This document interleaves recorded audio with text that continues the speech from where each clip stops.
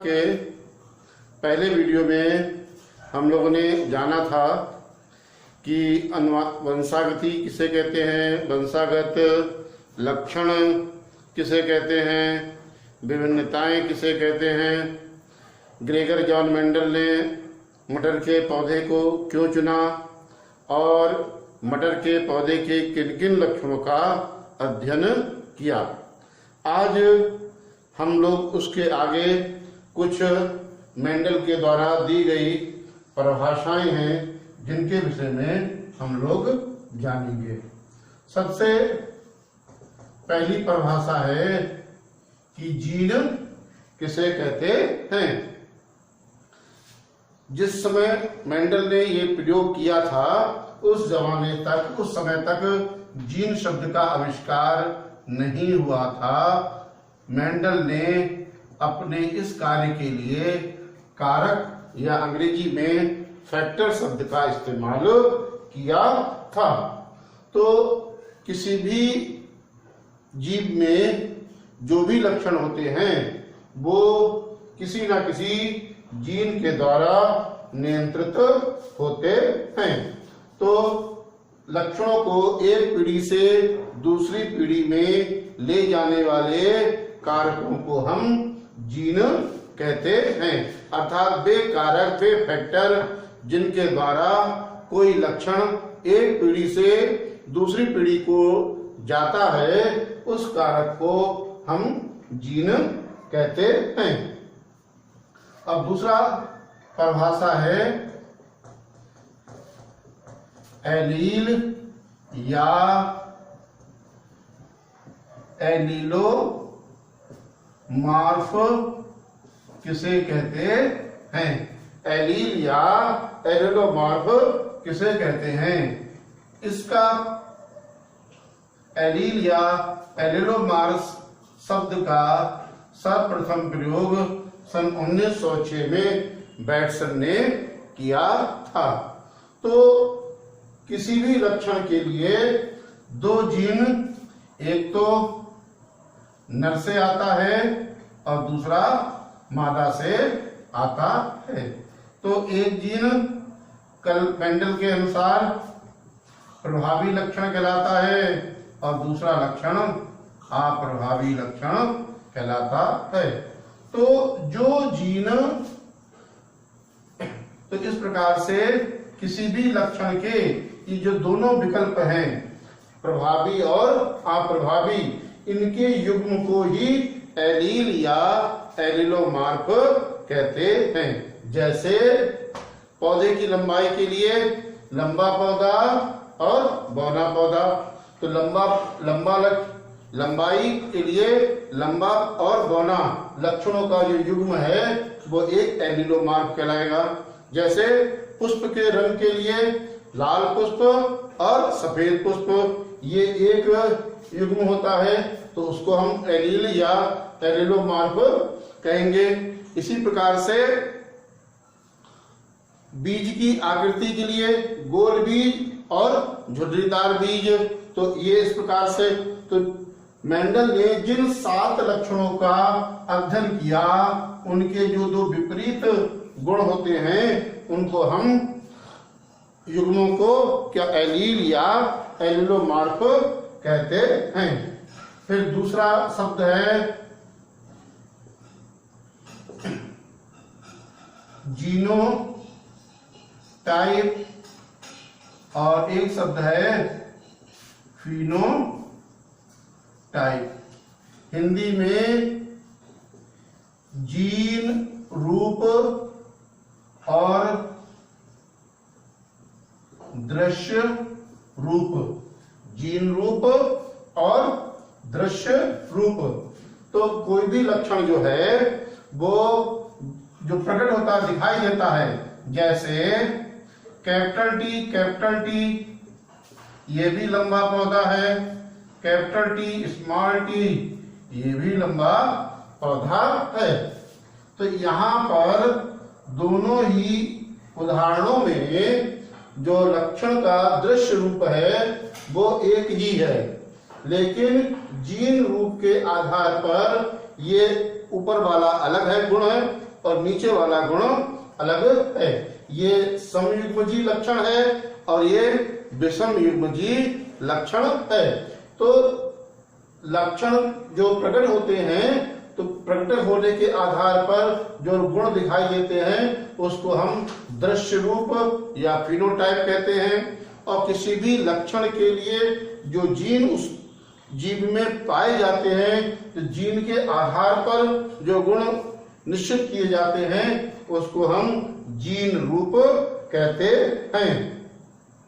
ये शब्द जो है जीन रूप और जीनोटाइप फिनोटाइप शब्द जो है सन 1911 में जोहानसन ने इन शब्दों का प्रयोग किया था। सर्वप्रथम सन 1911 में जोहानसन ने जीनोटाइप और फिनोटाइप शब्दों का प्रयोग किया था। इसके बाद आता है समयुग्मजी और विषमयुग्मजी। समयुग्मजी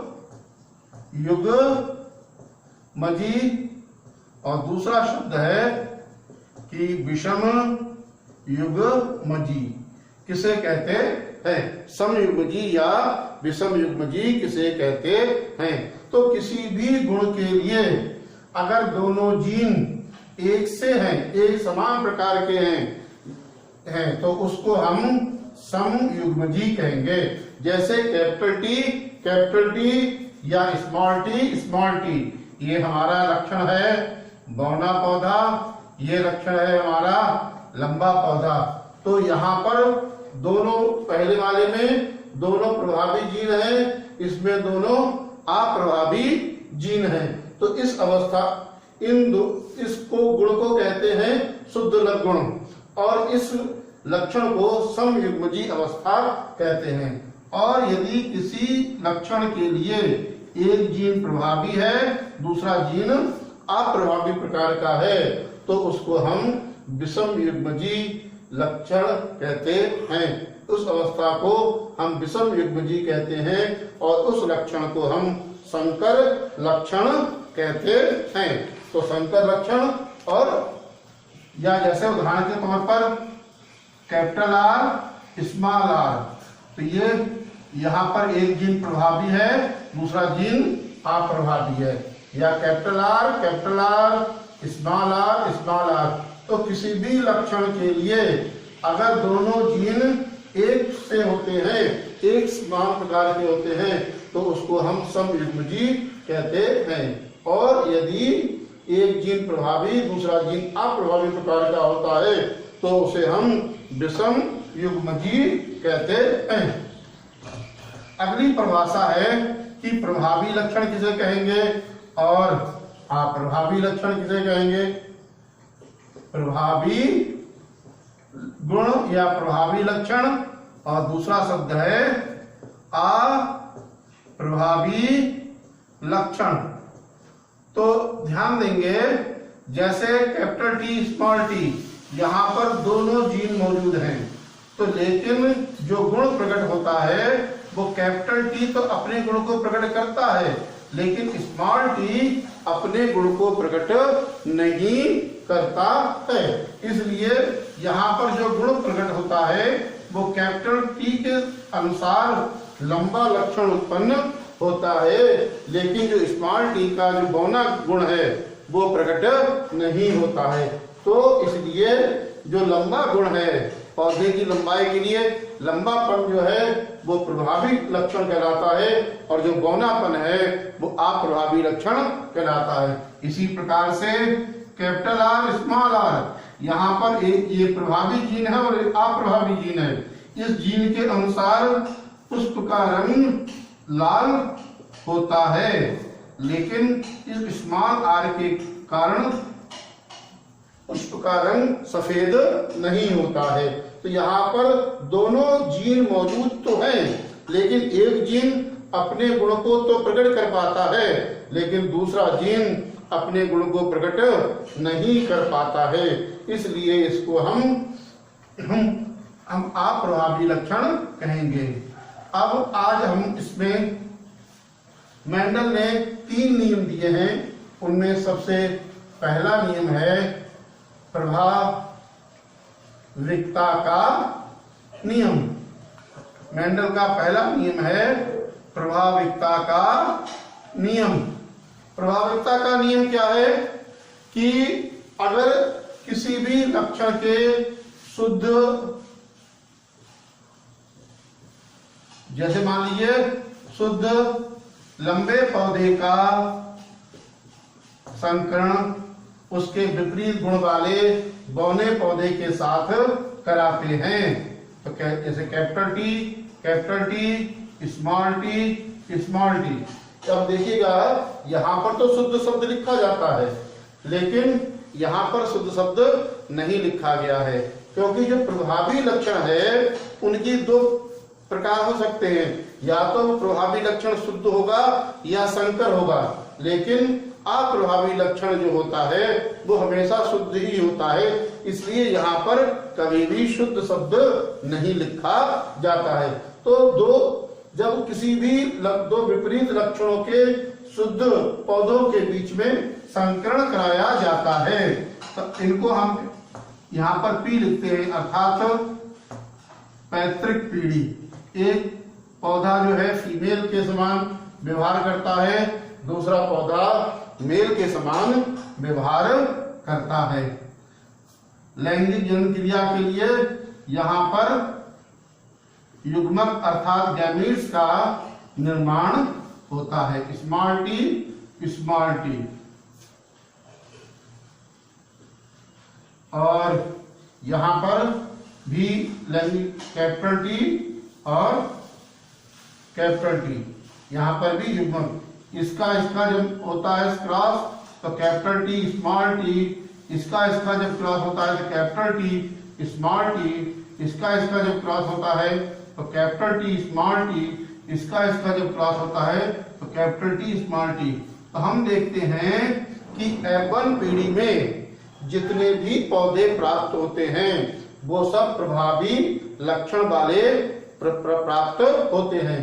यहाँ पर प्रभावी और अप्रभावी दोनों प्रकार के जीन मौजूद तो हैं, लेकिन प्रभावी जीन तो अपने गुण को प्रकट कर रहा है और अप्रभावी जीन अपने गुण को प्रकट नहीं कर रहा है।